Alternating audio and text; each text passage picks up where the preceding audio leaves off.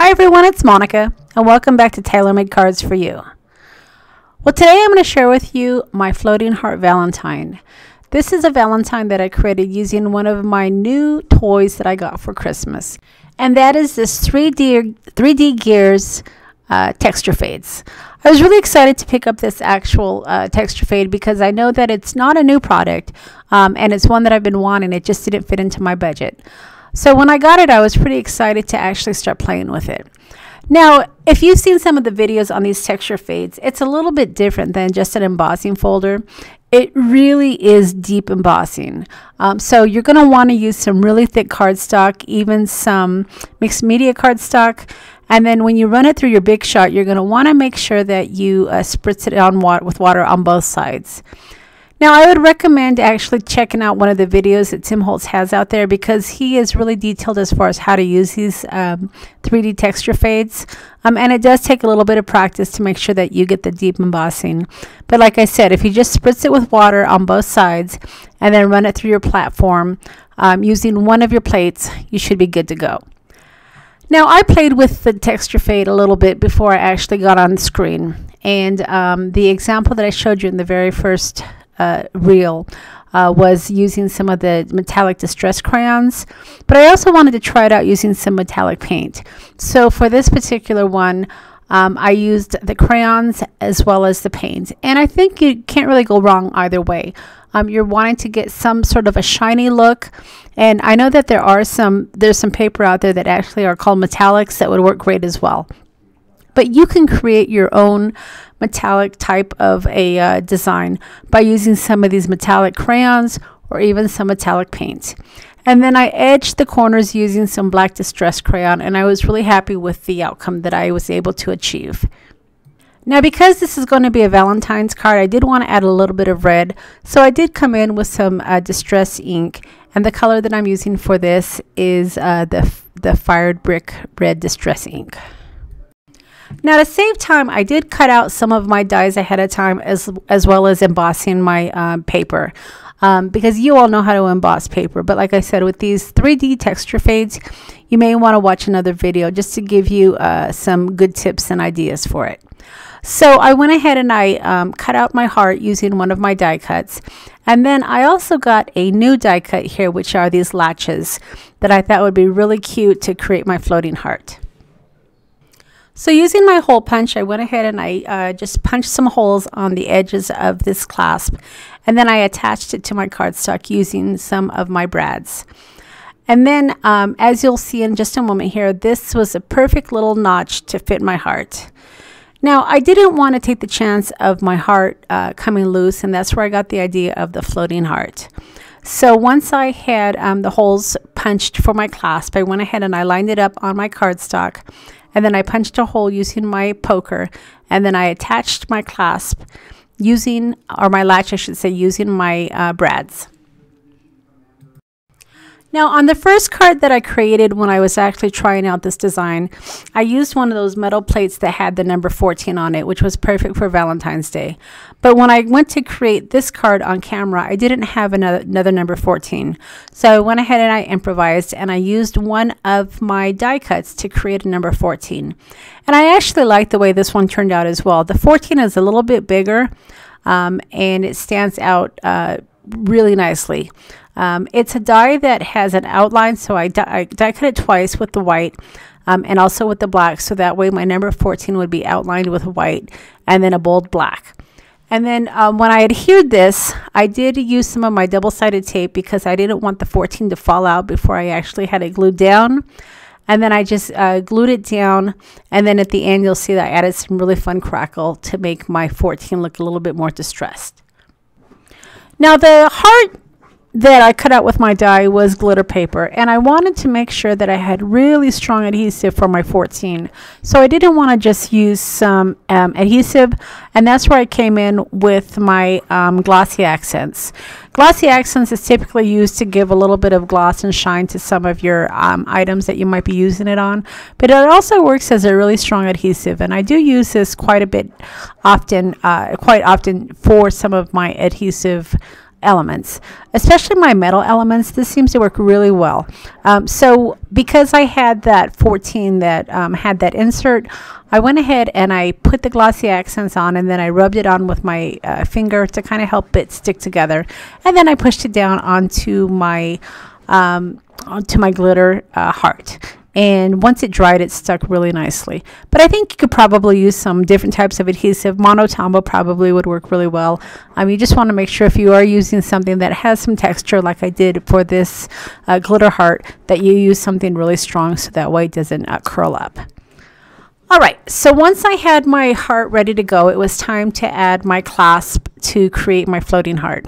So I took my metal element that had a little round hook, and I added it to the top left corner of my heart.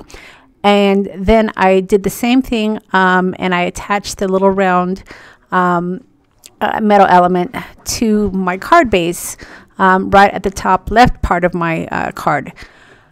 And then at this point I can go ahead and I can add my clasps to connect my card to my heart. But I didn't want to do this quite yet. I wanted to get my cardstock adhered to the base of my card and put it in place before I actually attached my clasp. Alright, so at this point there's a couple of directions you could have gone. I probably should have adhered my cardstock to the base of my card before I started adding some of my cogs, but I actually just went ahead and started adding those. Now on the first card that I shared with you in the very beginning of the video, I showed that I had some of those metal cogs from Idea-ology, but I wanted to try something different. I know that we don't always have metal cogs available in our stash, and if you do have a die cut to create some metal gears, this is a good alternative. So when I was off camera, I went ahead and I cut out some of my metal gears, and then I distressed them using some of my metallic distress crayon as well as some metallic paint, and then I added some black distress ink to the edges just to grunge it up a little bit more. And as you can see, these work really well. Metal elements can get a little bit pricey at times, but if you have the die cut, then you can create an abundance amount of your gears at a fraction of the cost. And then again, using some of my glossy accent, I was able to adhere these gears down with no problem at all. Alright, so with my gears in place, it was now time to add the top panel to the base of my card. But I wanted to go ahead and add a layer first before I actually did that. I didn't want to go have my panel right on white cardstock, so I decided to come in with some maroon cardstock, which again was some heavyweight cardstock. Now, again, because this is going to be heavyweight, you want to make sure you use some really good adhesive because you don't want your paper curling up. So again, I did use some of this adhesive, which was the double-sided tape, rather than use my ATG gun. And this is just a little bit stronger. And then once I added my tape to the base of my card, I went in and I added some brads on the corner just to make sure my cardstock wouldn't come up. This might have been a little bit overkill, but the brads also did add to the design. Since I was going for somewhat of a steampunk metal look, the brads fit in nicely. So it was a nice addition, plus it gave some extra support. And then to add my brads, all I did was use my hole punch once again, and then I added them to the corner of my cards. And then once I had that in place, it was time to add it to my white base. Now, the cardstock that I'm using for the base of my card is also heavy cardstock. This has a lot of layers and a lot of weight, so you want to make sure you use a nice sturdy cardstock. And typically I'll come in with cardstock, which is about 110 pounds, and that is pretty good weight for your cardstock. I usually use heavier white cardstock for the base of my cards because I want my cards to stand up. If you go to the all the trouble of creating a handmade card, you want to make sure it has good quality. And I use the heavier cardstock not only for the base, but then I also put a layer inside of the card, and that makes my cards hold up really nicely. Now for this particular card, there is a lot of layers. You've got not only the heavy cardstock because you used your 3D embossing folder, but you added metal elements, and then you added the additional cogs. So if you're going to go through all this effort to create this beautiful card, make sure that you use some nice quality paper cardstock. And then once I had my cardstock layered onto the base of my card, it was time to add that clasp to connect my heart to my card base. Now, as you can see, I did get an extra Christmas present this year. I must have been extra good over the holidays, and I got my new Tim Holtz mixed media mat. I haven't used it too much. This is my first video where I think I'm using it, but so far so good. I really like it. It cleans up really nicely, and I don't get too much of a glare when I'm doing my videos, but I do have to be careful with that light because it does give me some reflection. So that is just another gift that I got over the holidays, and needless to say, I was pretty pleased with it. All right, so I used my clasp to attach my heart to the base of my card, and then like I said, I went in and I added some Crackle to that number 14 because I wanted it to be a little bit of a more of a distressed look. And once it dried, I was really pleased with the design.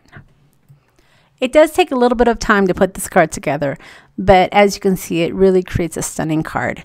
And I'm really happy with the floating heart Valentine card that I created for you today. So as always, I will leave a list of all the products that I've used to create the card along with the links to the stores. If you've enjoyed the video, I would sure appreciate a thumbs up. Also, feel free to leave me a comment and let me know what you think of this design. This is, again, a design that I created just when I was messing around with my new toys that I got for Christmas. But in the end, I was really happy with the results. Now, if you haven't subscribed to my channel yet, don't forget to hit that subscribe button before you head out. I do plan on creating some more Valentine Day cards for you over the next couple of weeks. So I want to make sure that you don't miss any of those videos. All right, everybody, thanks so much for stopping by, and we'll see you again next time.